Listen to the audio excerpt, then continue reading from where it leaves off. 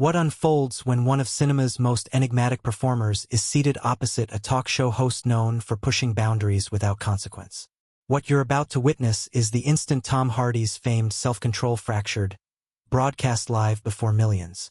And it all unraveled with what seemed like an innocuous question regarding his private affairs. Before we plunge into the combustible exchange that left the entire studio frozen in astonishment, be sure to subscribe and leave a comment below, because this tale may forever alter your perception of late-night television. There was a different energy pulsing through the Nightline Tonight studio that Wednesday evening.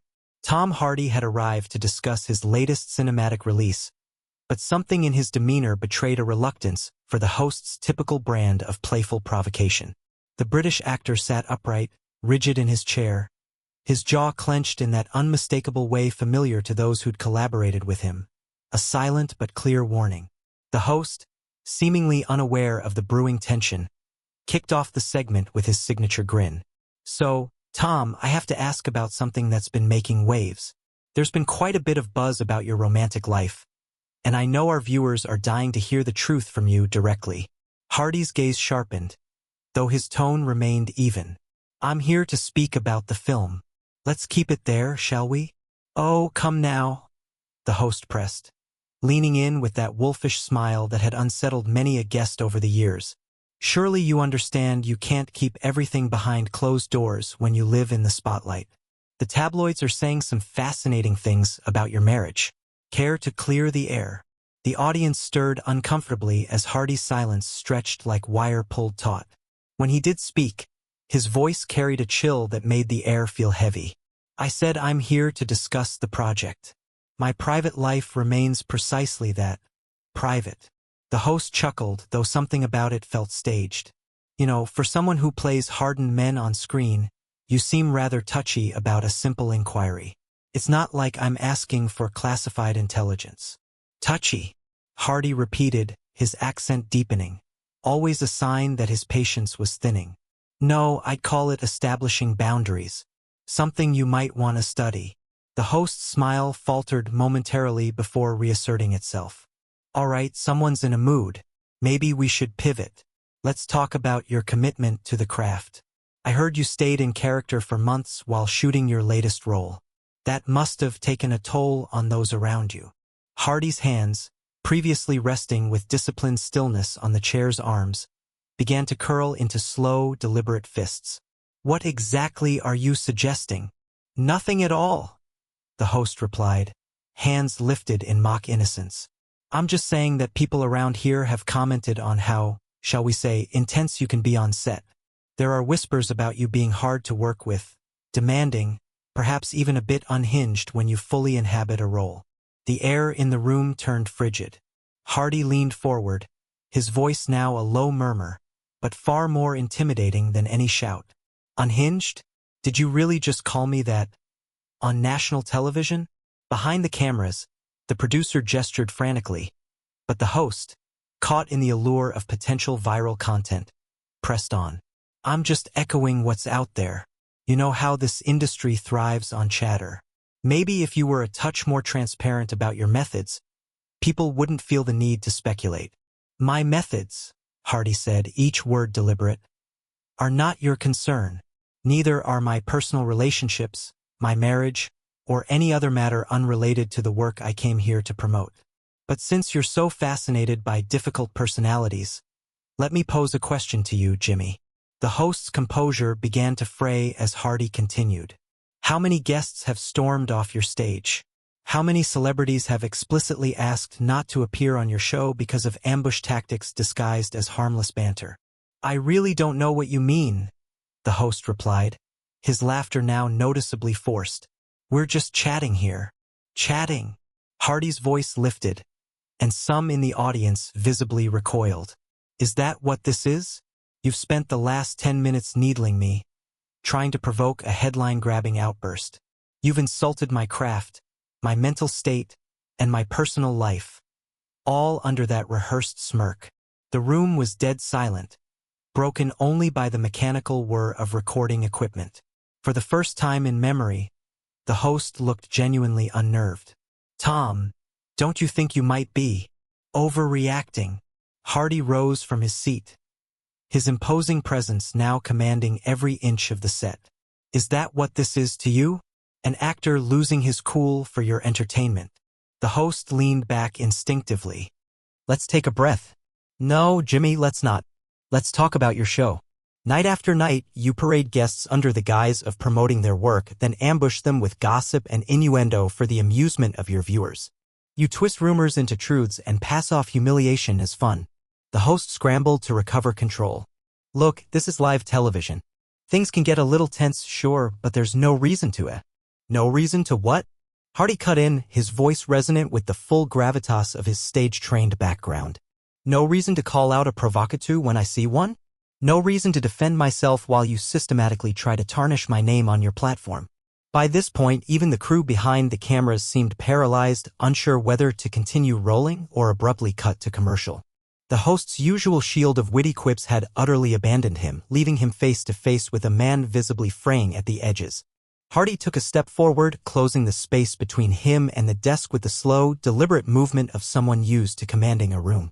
Gone was the polished public figure. In his place stood a man who had, for years, immersed himself in dangerous minds, and tonight, that experience surfaced with full force.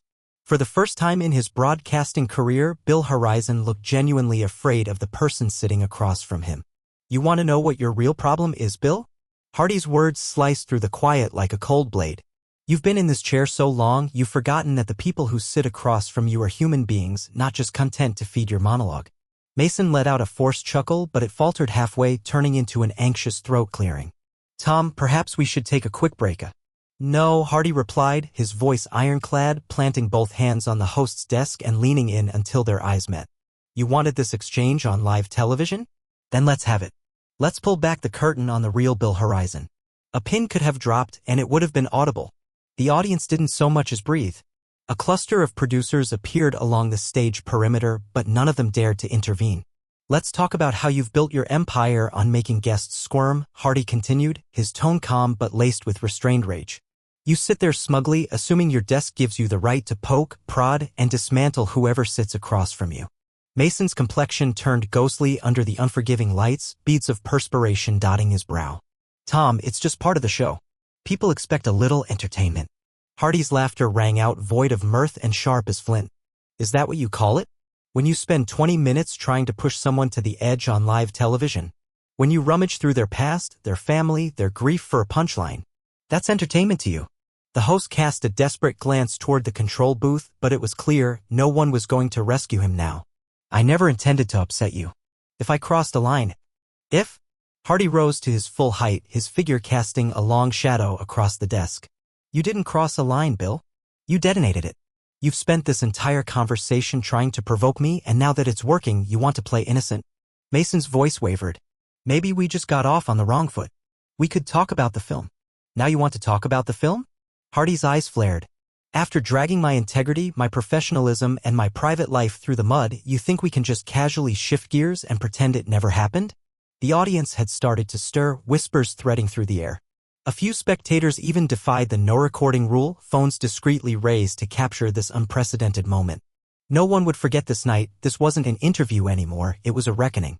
You sit behind the desk night after night, Hardy growled, beginning to pace like a restless predator, believing that somehow shields you. That it makes you untouchable. But let me tell you something about territory, Bill. He halted mid-stride, fixing Mason with a stare that would have made any seasoned actor flinch. I've portrayed killers, war veterans, and men surviving the edge of madness. And every single one of those roles taught me what it means to confront a bully. Mason now visibly trembled, his famed composure in shambles. Tom, please, can we what?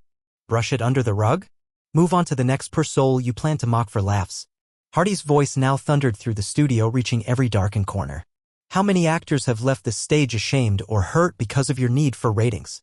How many went home to explain to their families why a late-night host thought it was funny to ridicule them on national television?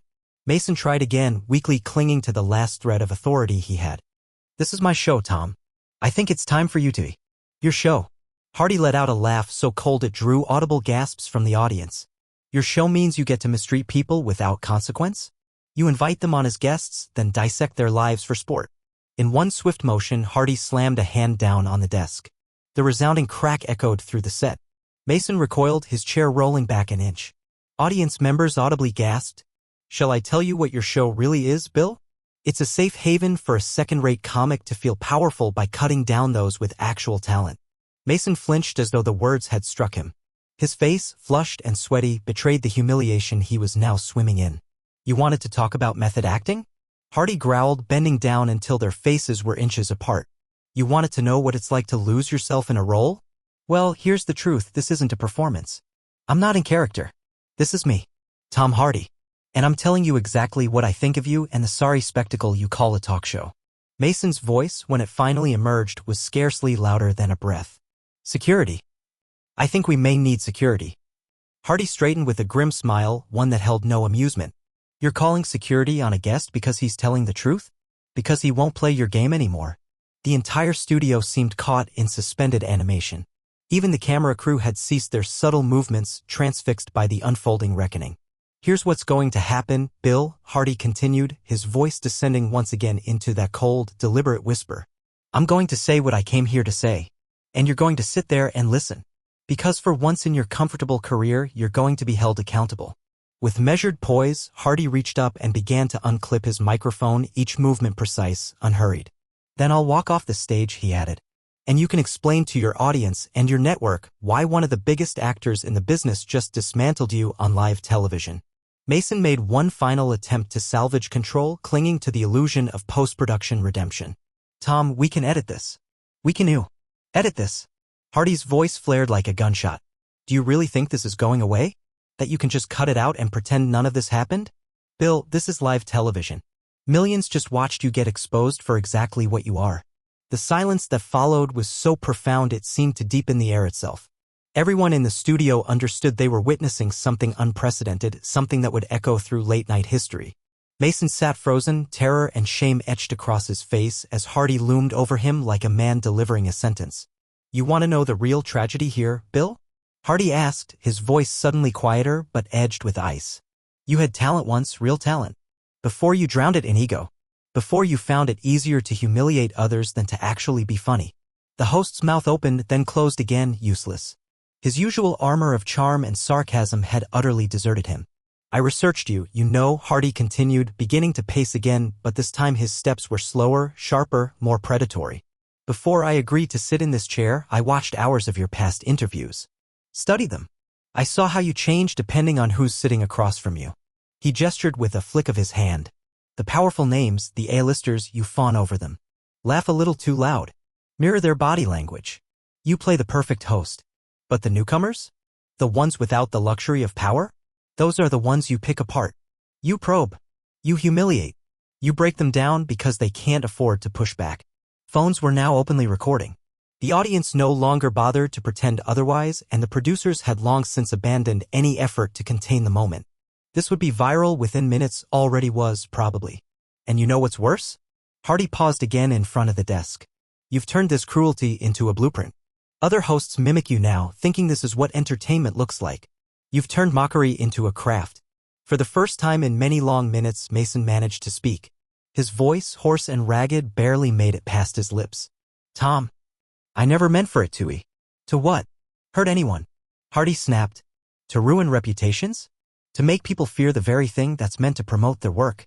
His words fell like hammers, unrelenting. "You never meant for it, but you kept doing it, didn't you? Because the numbers were good. Because the laughter was loud. Because it made you feel like you mattered." The host made a weak attempt to rise, perhaps to extend a hand, to smooth things over, but Hardy's stare alone pinned him to the seat. "Please, can we just sit and—" "Bill." Hardy's voice was commanding, final. The host sagged back into his chair without another word. The studio was now utterly still. Every pair of eyes locked onto Hardy, hanging on each word like an audience at a stage play's brutal climax. "You want to know what infuriates me the most?" Hardy said, his voice lowering again to that razor-sharp murmur. "It's not that you tried to make a fool out of me. I've dealt with worse. It's that you do this to people who can't defend themselves. Young actors, desperate for a break. They come here hopeful, grateful for the exposure, and you turn them into punchlines."